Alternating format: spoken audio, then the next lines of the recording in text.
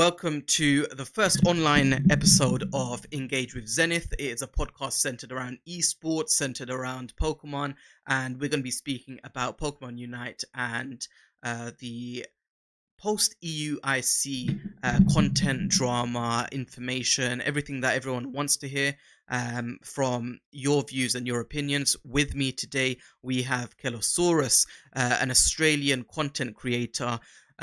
Very, very popular amongst the scene, has hosted some of these EUIC matches with Unite Battle Hub. Alongside her, we have also from Australia, Lobo_life. Lobo is also a Pokemon enthusiast. He works with not just Pokemon Unite, but also does a lot of things with Pokemon Scarlet and Violet, including shiny hunting, raids, and so on. Also a content creator and a very talented individual from what I'm hearing about his other skills outside of the game. And finally, we have Fifi all the way from Japan, as someone that works as an interpreter, translator for that region with and alongside Pokemon. Very, very experienced background in Pokemon, and was also at the EUIC in last weekend actually. Let's start with that actually. Fifi, how did you find the EUIC itself? All right. So first of all, thank you very much for having us to the very first content of yours. So about the EUIC, like the decorations and all the atmosphere was breathtaking, like ever before. So like Pokemon Battle is not the only aspect that they brought to the EUIC.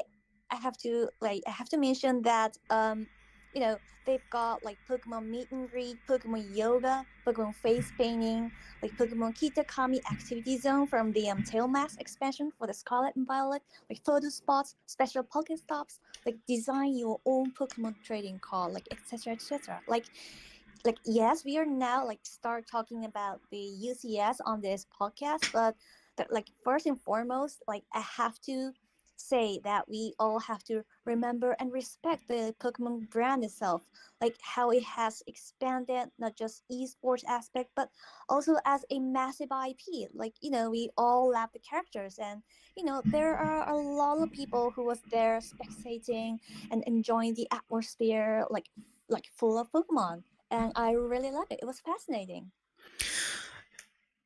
Absolutely. I mean, one thing that I definitely did was I brought along with me people that were not in touch with Pokemon. They played it a long time ago, and seeing, the scene, the colors, the atmosphere, the crowd, the screens, the people that you can bump into that actually are high profile people, but they're just walking around like ordinary people amongst participants and amongst, ordinary muggles like myself.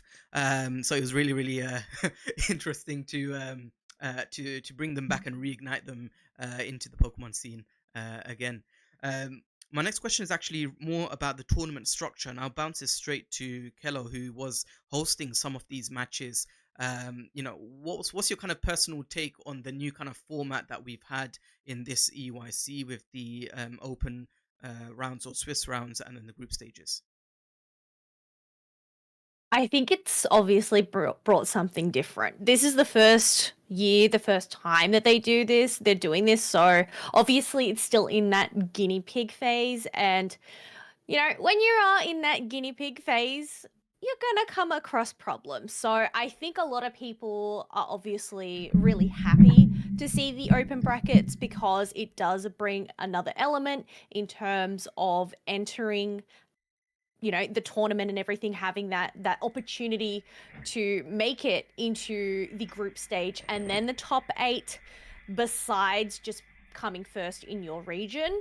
So I know that obviously received good reception, but in terms of the way that the open bracket was done, from what I am hearing from a lot of the teams, is it wasn't as widely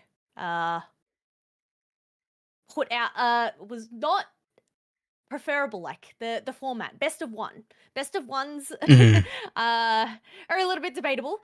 So I guess that's where, the difficulties come, especially for Pokemon Unite, having that draft phase there. Yeah. We obviously know there's first pick and second pick, and only having a best of one for one team to either have one or the other, it isn't exactly balanced. So obviously there's going to have to be some adjustments there. I know one of the other bigger issues amongst teams is that there just wasn't enough coverage in terms of matches. While yes, we did have the main stage, which covered, the matches for the group stage, we also ran the open brackets over on Unite Battle Hub, but because we were only set up with one station, we could only spectate whoever was put onto that station. So a lot of the matches ended up being missed. And also just in terms of like timing, like it was 5 rounds. And this could just be in terms of the area available, technology available, resources, human resources available, and everything like that. For 5 rounds, it ended up being like an 8-hour stream, which is crazy. It's a crazy long day. And it wasn't just, the open brackets. It's the open brackets had to go through those rounds, and then they had to continue fighting through that group stage and then making it into the top 8. So I think just overall, it was a really long day. Definitely things to consider moving forward and, adjustments, but there's a lot of things to consider really when it comes to this stuff, and I am no expert, so I think you mentioned one thing that I never really considered, and it does make a lot of sense, which is that you have the draft system, but if it's best of ones, then a team does get a slight advantage, and it could be based on luck. It's not as fair as it could have been in a different format. So I definitely know that there has been some complaints about that, and the good thing is this feedback has to be taken back, and they have to act on it. I personally cannot see the same format being used next year. I just cannot see that. I had a team that played a match at 9 a.m. and then played their second match at 9:30 p.m. and they had to stay at the venue for 12 and a half hours. It is not. Absolutely. Exactly. It's not healthy. That's why I just put it there. It's just not healthy for the players as well. And Lobo, not I know. healthy for the players, it's not healthy for the casters, it's not healthy for everybody that was just there working the Mm, scene. Like, and that's the thing, it is over 2 days. Like they have to go home or go back to their hotels, rest. Like how much rest are you actually getting? And even then, if you're needing to stick around for the open bracket because you don't know when your next, opportunity to be chucked on a station is, obviously, bathroom breaks, getting food mm. and everything, depending on what food facilities were available there, Fifi. You're probably more aware of that, whether you have people needing to actually duck out of the venue in order to go get food. I guess you probably have a little bit more insight into that. Just like these are little things that I guess you probably wouldn't consider as a whole in terms of the tournament, but these are nonetheless really important to, as you mentioned, the player's health. Absolutely. And it's an interesting point as well because food and toilet breaks and these things are a necessity. It's something that's going to hugely affect their kind of mental state, their physical state, in to be fair, every state as well. So it's an interesting point. I mean, Lobo, you were spectating, or you were looking back at some of these games, and you said earlier that you actually couldn't find some of these games. Yeah, absolutely. When you approached me to do this podcast, obviously, I wanted to go back and kind of relive the EUIC experience through not only the main channel, the Pokemon Unite channel, but also on Unite Battle Hub. And some of the games were just a little bit too hard to find. It's you have to sift through an 8-hour stream, in some cases a 10-hour stream for day one and day two. And look, I guess that just comes with the territory of setting up an event this new. Pokemon Unite, obviously, Fifi talked about it. Pokemon Unite is not just Pokemon Unite, it's the Pokemon IP. It's going to draw fans from all over, people that weren't engaged in it, people who are now engaged in it. And from the UCS from season 1, we've seen a boom in the amount of players, the amount of teams, the amount of coverage that events like Worlds, regionals for every region that are getting. And now we're getting new mini events, kind of like worlds. And so I'm going to put this down to growing pains. And it's not a bad thing. Growing pains with any kind of sport and any kind of esport, sorry, any kind of esport, any kind of coverage. You have to see what works in that first broadcast. Like over on Battle Hub, Keller did a fantastic job with the casters over there, but you just can't cast every game. And as much as everybody wants to see every game, that's now maybe nobody thought about that. Maybe they thought, we can just get some teams here, some teams there. But when you've got fans all over the world tuning in, these are things that you just have to be a part of. Like, solutions in certain ways could be having specific broadcasts following specific teams from specific regions. That brings more people in, giving more casters and stuff chances to broadcast, giving more streams all around all around Twitch, YouTube, wherever, a chance to come forward and shine. And again, it's also one of those things that's going to bring us as a Pokemon Unite community together, and also it's going to put a little bit more respect on Pokemon Unite in the Pokemon community in general. I'm gonna play a little bit of devil's advocate here, and I just want to kind of throw it out there as a suggestion. Is it a case of making it exclusive to the audience that are actually there, or should it be, I mean, I'm in favor of it kind of like a blanket open world where anyone, even if you're not attending the event, even if you haven't paid for a ticket, you should be able to watch the show. I guess that's mirroring real sports as well. It's not just to make it kind of exclusive. Is it then just a case, Fifi, that they need to just invest more money into it, like hire more casters? Spraygles mentioned earlier on Twitter that there isn't enough money to invest into it from the Pokemon company, where they can't get all these casters, fly them in, and the production needs to be like centered on regions. What do you think, having seen the event? You've seen some of the production team there as well. What's your kind of view on it, Fifi? Yeah, exactly. Money shortage is always a problem, and that is happening on the other three categories as well. Like they've got like 2,000 people involving, and only very few games will be broadcast, and other people will just like play there, and then just they lose and they need to go back home, like without having any audience actually able to watch them play. And about the casters and all other like hiring people for the UCS, yes, I think we can improve more with with more money, but I don't know if that's pretty much like fair compared to other three categories or not. I'm gonna kind of just take a step back and look at it from an actual game and an esport kind of perspective, because there are various other games that have higher view ratings than Pokemon VGC or Unite. There are various other games that have more people attending.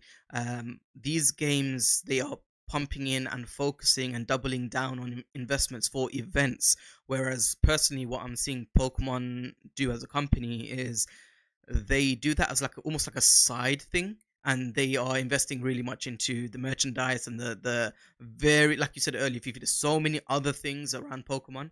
Is it just a case that they need to, I guess, take it more competitively or more seriously, and really make an investment towards that competitive side, so that they can, I guess it's like doing the job properly, because there is no point for the enjoyment of people to kind of do it in a half-hearted manner, to to only go in and do it halfway, which would, I guess, stain the reputation. What do you think, Keller? Look, if we take a look at the bigger picture, Unite is only in its third year, and I think the progress that they have made, you can tell the amount of effort, the amount of thought that they're doing, the fact that they've brought in, the open brackets. Rome wasn't built in a day. So I think everything that we have managed to achieve and get in comparison to where we started is an amazing step in the right direction. As I mentioned, this new format at EUIC is the first that we have seen. So of course, things aren't going to be perfect.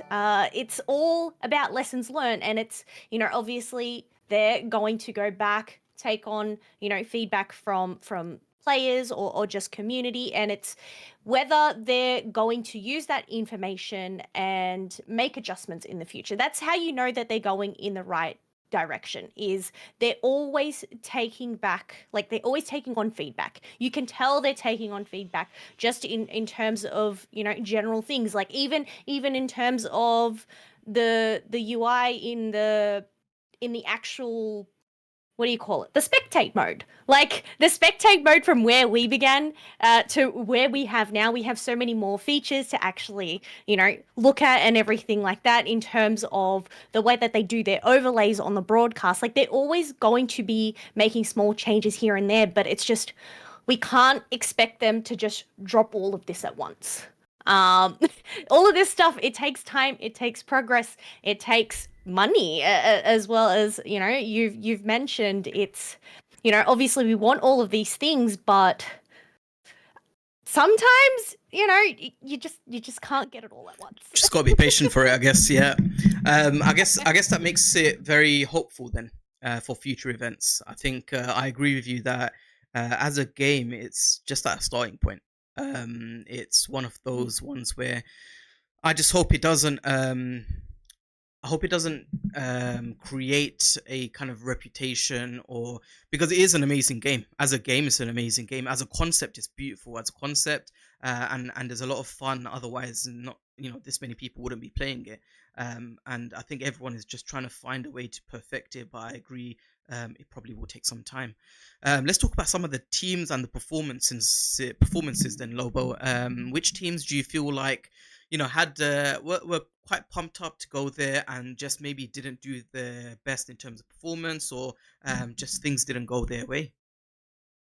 I think a lot of teams were very pumped up for this event. I think this event was over the board. I think it was a very amped up. It was a very hyped event for everyone, not only the competitors, not only the and the fans as well, but also we talked about this before. We talked about the problems with the format and everything else like that. But it's also, on the positive side of that, it's a new format. It's something new that's being done.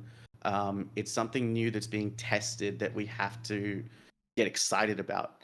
And I think everyone was getting excited about it, especially the play-ins. We did see some teams that we thought we had a lot of teams come to the play-ins. We saw some teams perform. We saw some teams underperform.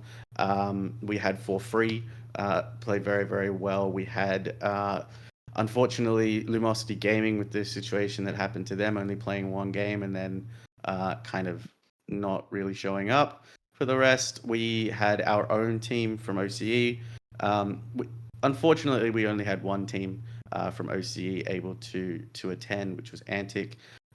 To us, they did us proud because they represented us on the big stage, and we are incredibly proud of the journey that those boys have had. We've watched them since the off season. In terms of performances, I feel like that just comes down to how the regions are spaced and how different varying regions are, and how they are able to compete against one another and play against one another.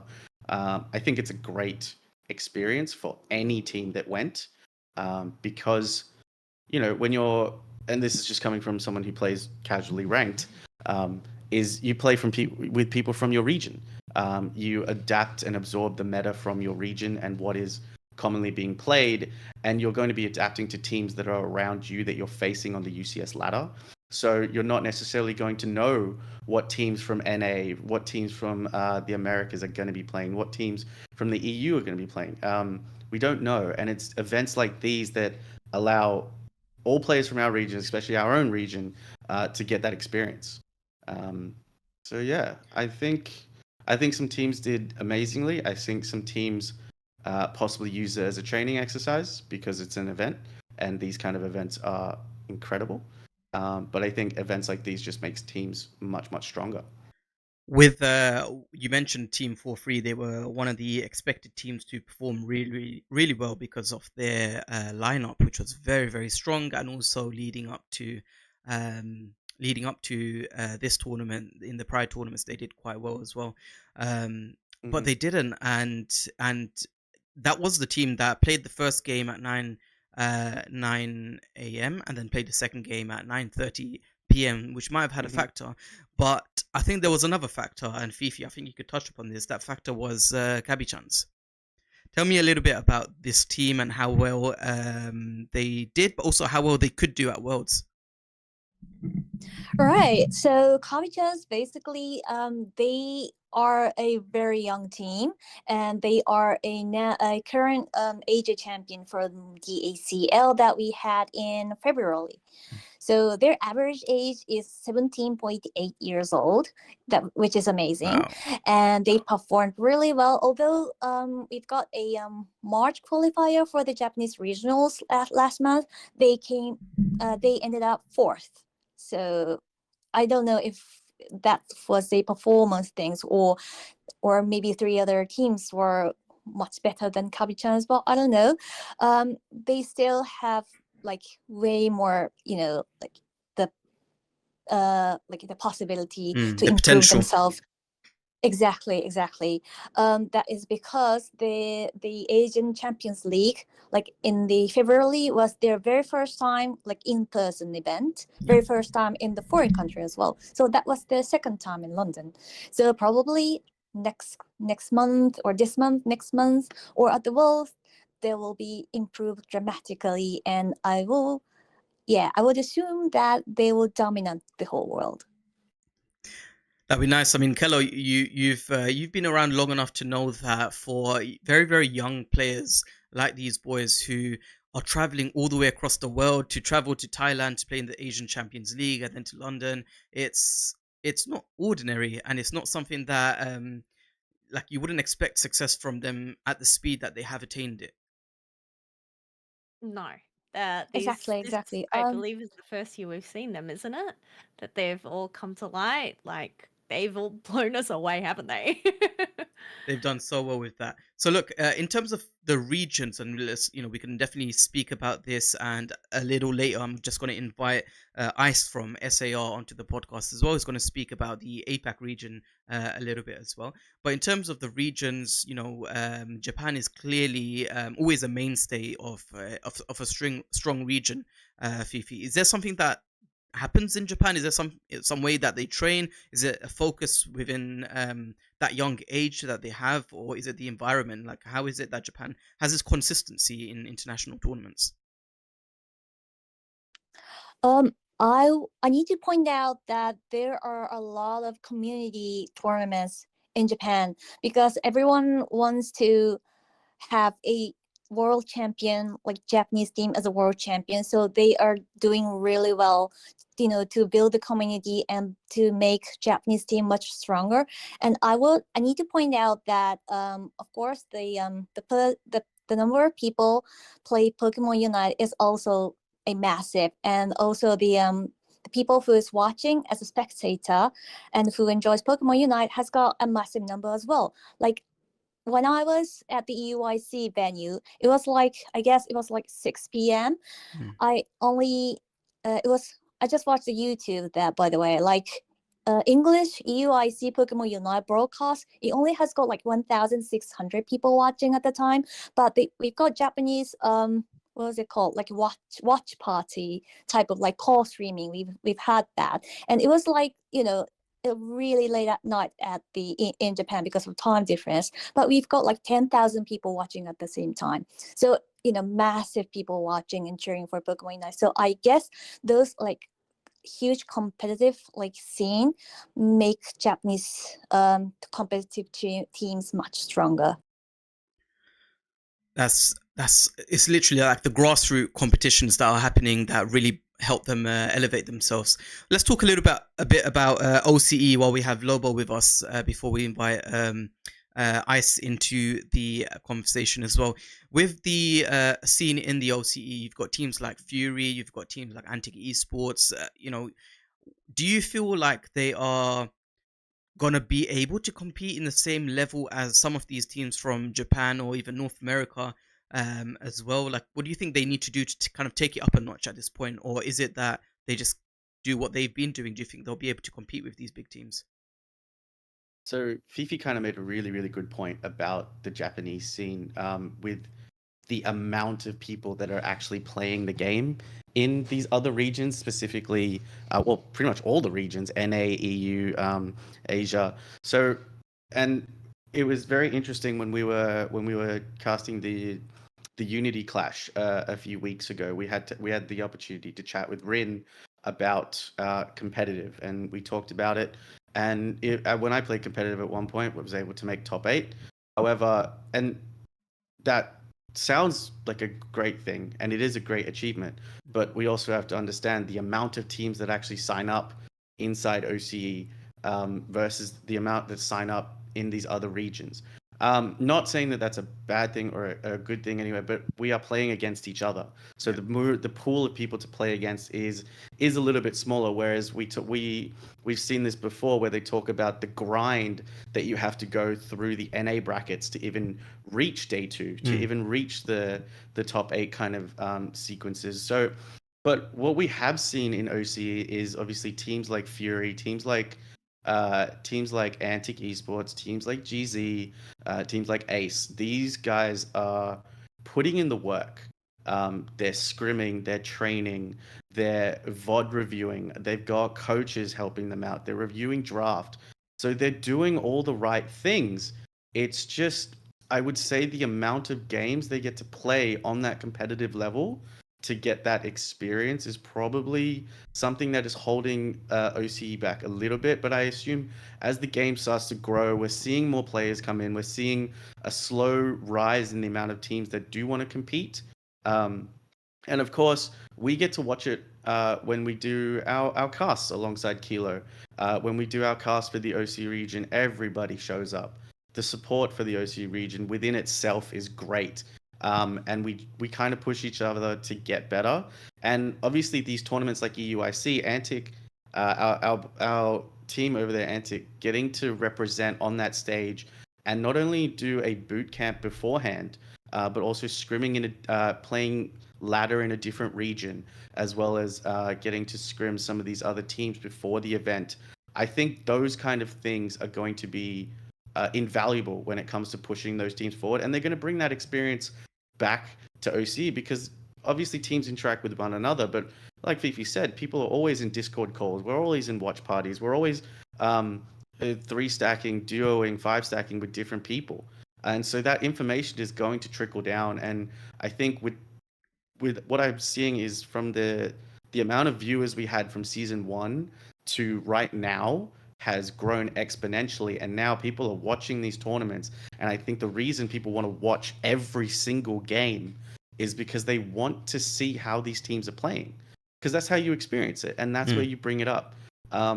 So we have a saying, we are small but we are mighty, and I believe OC is in a place to get stronger. Yep. We've got our essentially top 4 teams inside Fury Global, GZ, Antic Esports. They're leading the pack at the moment, and they're setting the standard. And these are teams that have had players that have represented on the world stage as well. They were we had a world's representative last year, and they've split off into 2 different teams. So they're bringing that experience to their new teams, and that's going to keep filtering down. So even though we're a small region, I believe we have the space to make up, but I believe our guys are trying as hard as they can, and we can see that. So I guess, Kelo, I'm not going to call you Kilo like Lobo does, but with the splitting of teams, I guess that works to an advantage when you want to kind of raise the experience level of other players that are coming into the game itself. We saw that with Luminosity, where they had some newer players join in, even though they didn't have a good run. They got the experience during that tournament. But I guess, is there anything you would want to add into what Lobo said about the OCE scene? Is it that they just need more grassroots tournaments? They just need to be more involved with little tournaments to kind of build up their confidence and experience before they throw themselves into an international tournament? I think roster changes are just a common thing across esports in general. After any event, you're going to have teams break up, split off into other teams. You're going to have players quit completely or retire, I guess, whether they, come out of retirement or not later on down the track.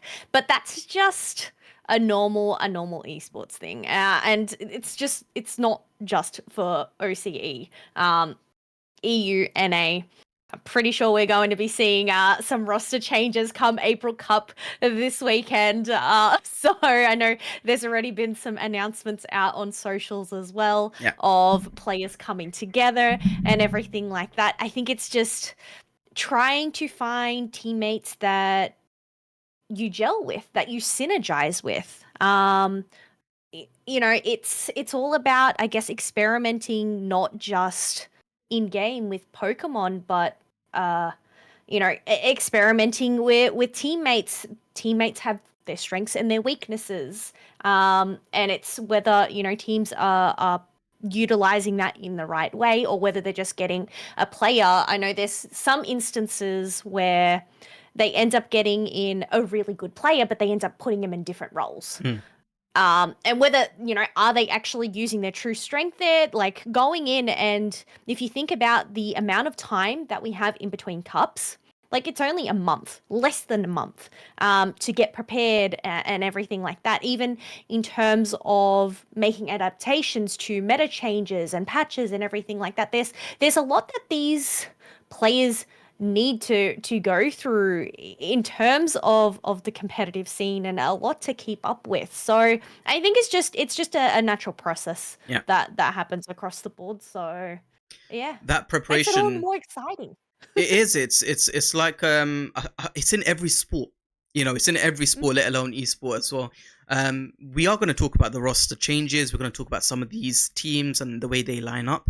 But before we do that, let's invite Ice into this conversation.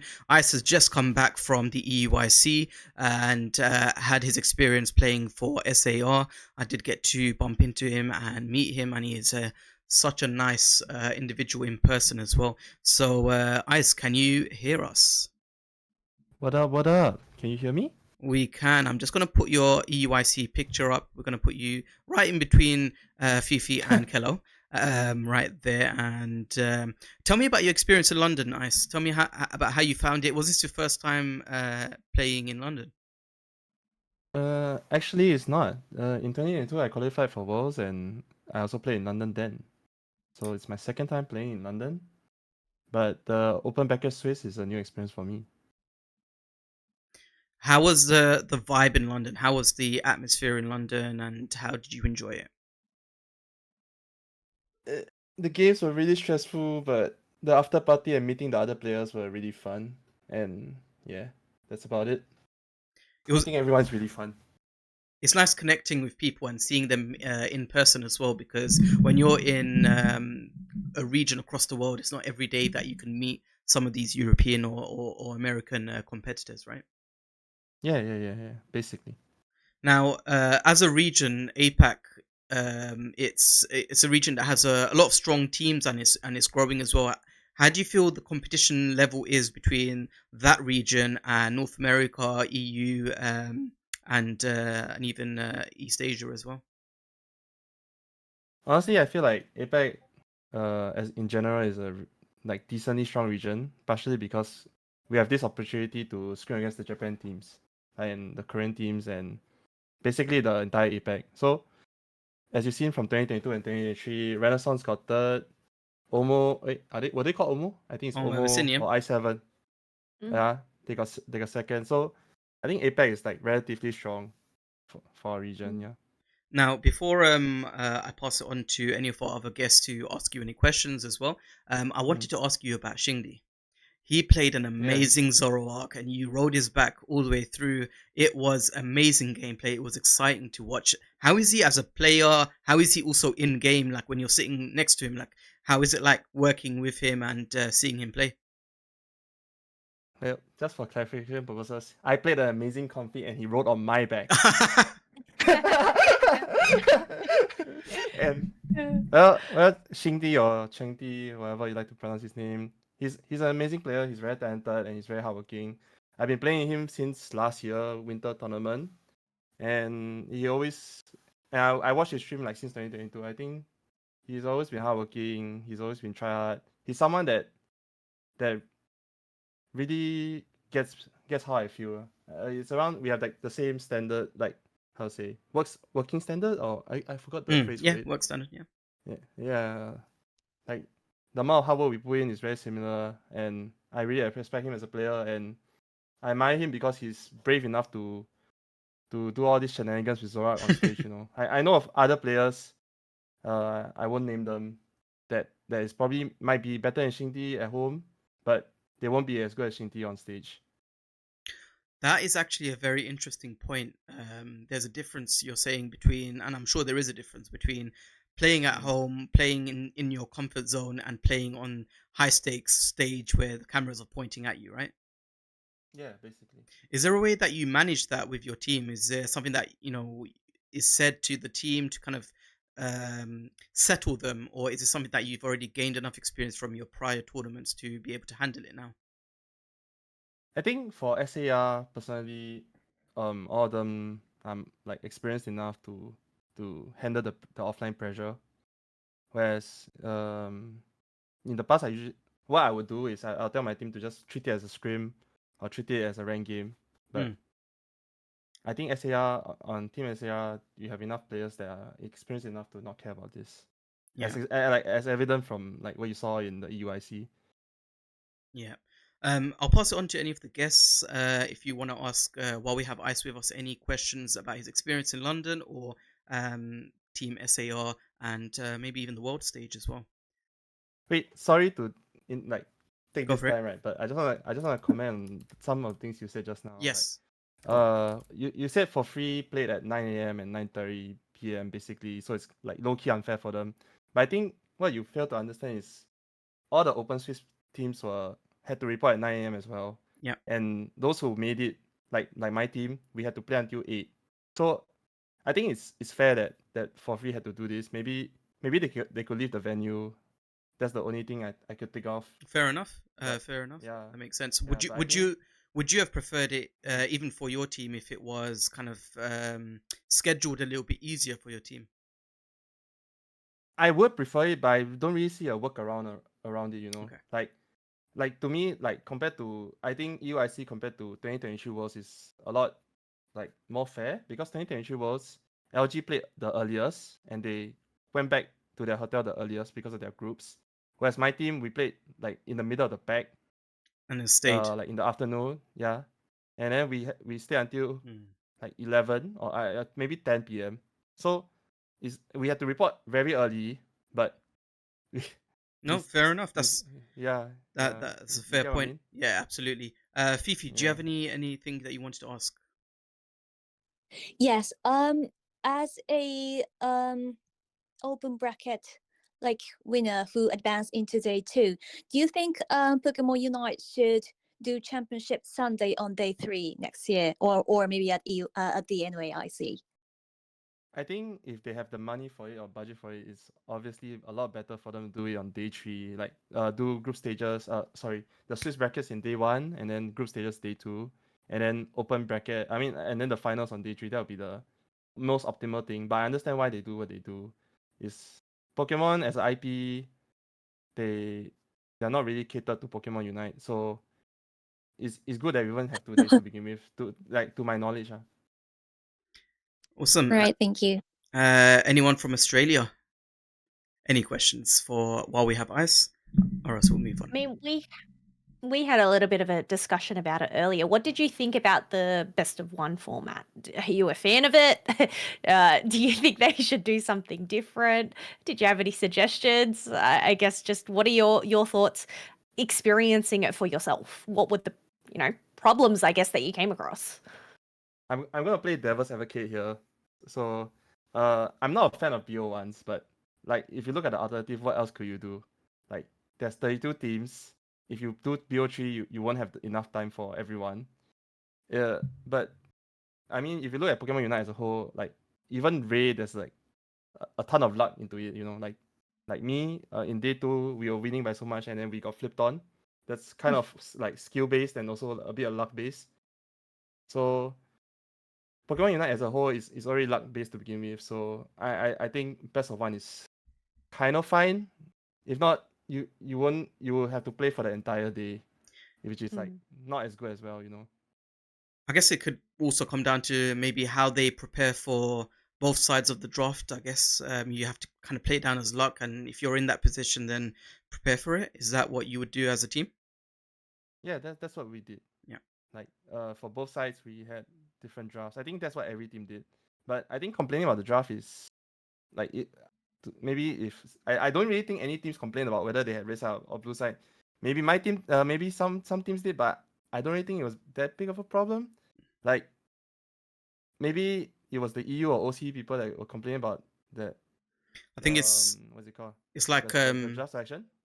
Yeah, I think it's like trying to strike a balance between the actual practicality of running the tournament and also a level of complete fairness, which maybe it won't be on paper, but the games aren't played out on paper, I guess, as well. Lobo, anything? Yeah, you guys covered obviously the tournament and obviously the format. I kind of want to go back to something that I said when it came to his teammates and how he was so confident that I apologize, I don't remember the name of the teammate, but he can perform those shenanigans on the world stage. And I really, really love that mentality of that, because you see it in every kind of sport. It's the best players in the world that are treating the world stage or a final like they're just mucking around on the training ground. And I kind of love that mentality of going into that. And I feel like obviously the bright lights, the cameras, the stage, something is on the line, right? You have something to lose. And I feel like we see that even in just casual ranked, where everyone is so upset when they just lose one little game for ELO. But that fun that you're bringing back to it, I would love to get an insight as to, you've probably talked about this already, but getting that comfortable on a Pokemon or a character and just being able to be like, you know what, I'm going to mess with them a little bit. And if it doesn't work, yeah, so what? But if it does work, I did something cool, and like this might work against other teams. I'm curious if that's part of your communication inside your team, or is it just the fact that you have enough trust in your teammates that goes, he's gone in on Zorak. He's probably going to get out, but let's see how it goes. I'm curious to get your mentality on that, if that's not too broad of a question. So basically you're asking how do we have the confidence to do all these shenanigans? Is that what you're asking? Well, like, how do you manage the stress of it? Like being on stage, but then still pulling off shenanigans like that. Does that go through your head? Or when you're on stage, are you just like, nah, I'm back in front of my computer playing a game with mates? Like, do you understand what I'm trying to saying? Like, the mentality of pulling some of these shenanigans, we'll call it, off on the big stage. Are these planned in advance, or are you guys just spitballing it?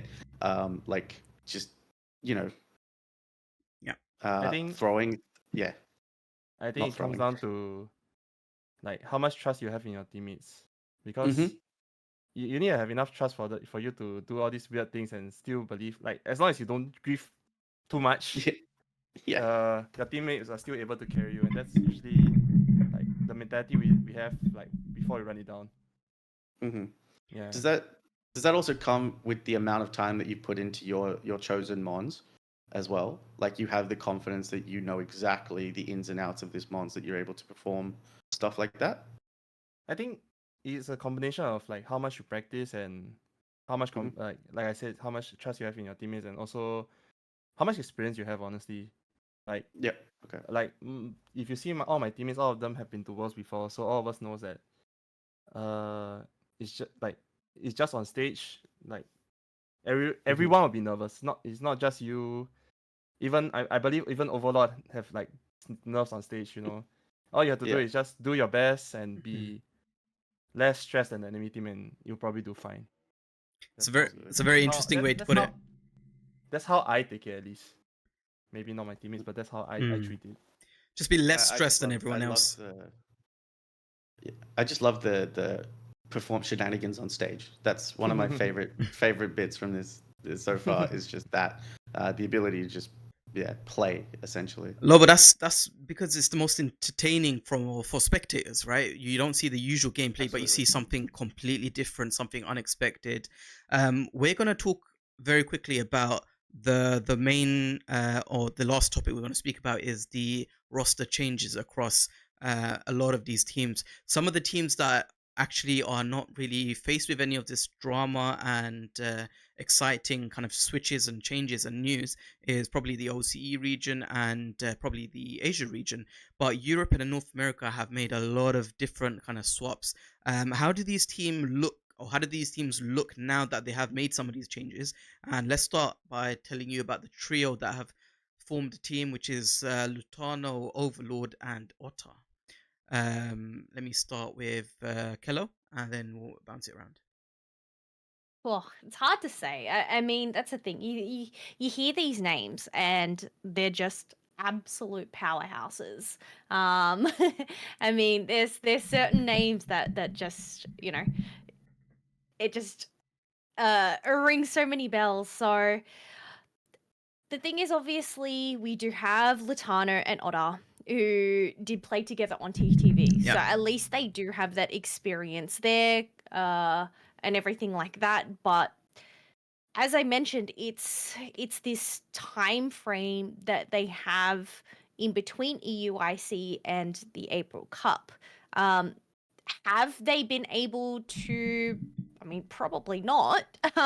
But have they had enough time to actually work out, their placement in their team and what they're going to play? And obviously, I feel like these teams, after all the travel that they've had to do as well, like going into this April Cup, like anything can happen. I feel like there's just so many factors. So I mean, we even seen, we held high hopes for Luminosity in terms of, the big names in the scene, and they didn't even end up making it into top 8 of the open bracket. So, you know, while these teams or these players can have before played really well, it all just really comes down to the day and whether another team is simply just going to be playing better.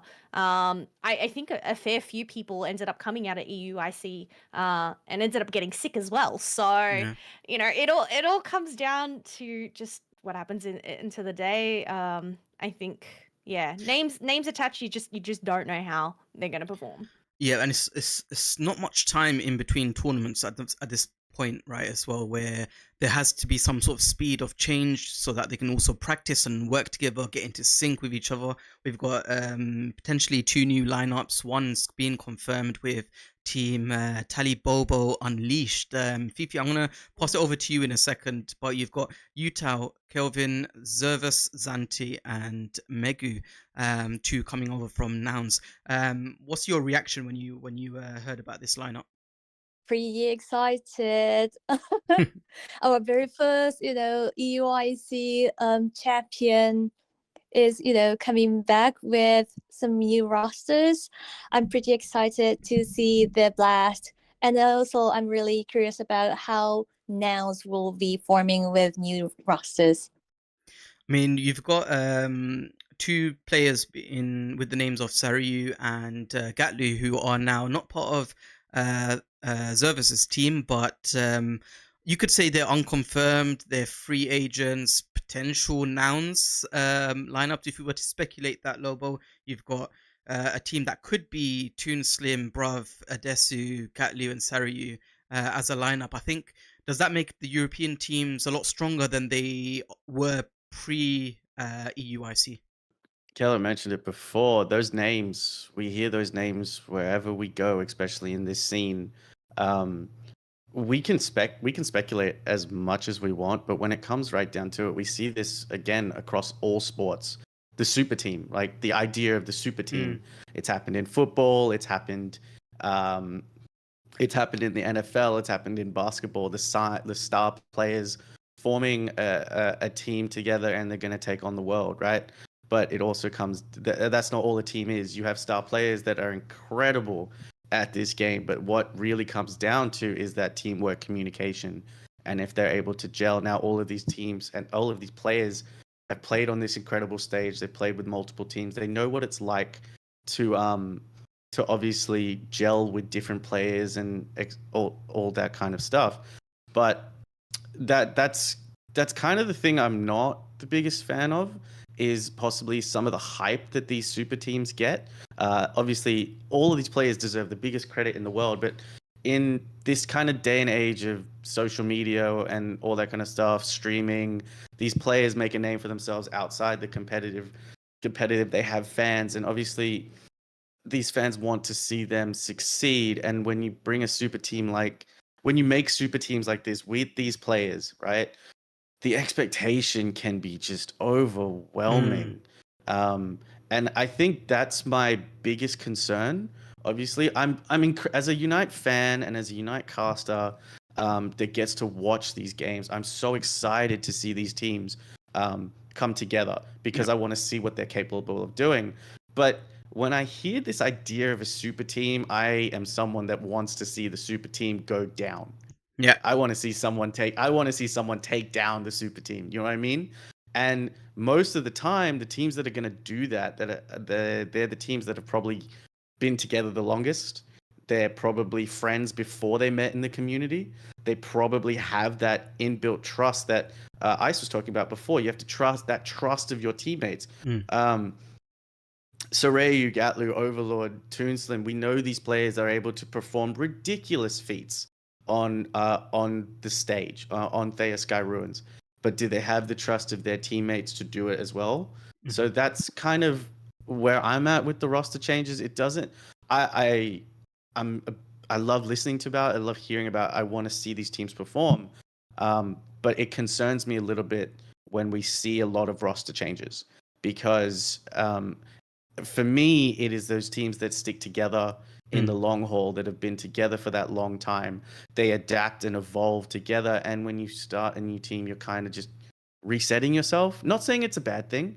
And obviously, great players coming together are going to want to go with other great players, because that gives them the best chance of succeeding in a cutthroat sport. So that's kind of my take on it. I love the super teams, but I kind of want to watch the super teams go down.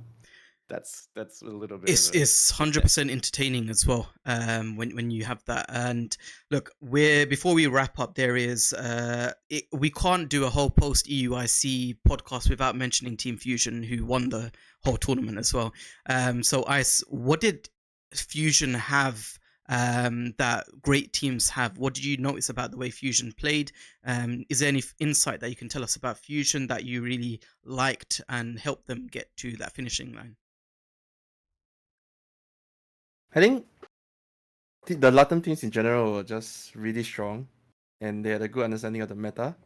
And part of the reason why they are really strong or had a good understanding of meta is because, from my knowledge, they get to scrim the NA teams a lot.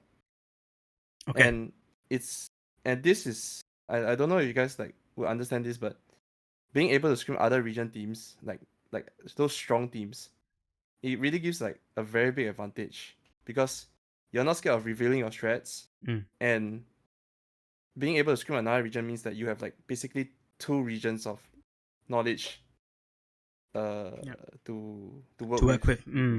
Okay, fair enough. And not to discredit them or anything, but it looks like they really played very well, and they look damn good. So that's the reason why they're so strong, in my opinion.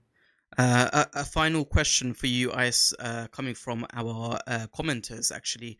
What support Pokemon would you like to see come to Unite? If you were to name one. I think Mosho or Milotic is nice to play with. IMO. That's a very interesting one. I think I'm quite sick of seeing fish Pokemon currently, with the recent release. But fair enough.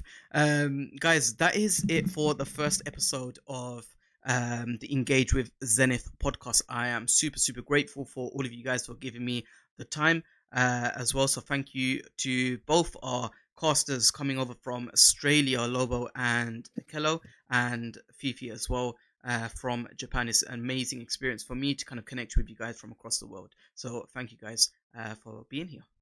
Thank you for having us. Thank you, Ice, as well. I know you've travelled back from London. It was a long journey, and you've made some time as well to have a player like yourself to speak to us. It is a very, very important and a really valuable opportunity for every viewer and for myself as well. So thank you all for giving us your time, and for all the viewers and everyone else, this will be up on YouTube within the next, probably by this weekend. And thanks everyone for tuning in. See you later. Thank you. Bye.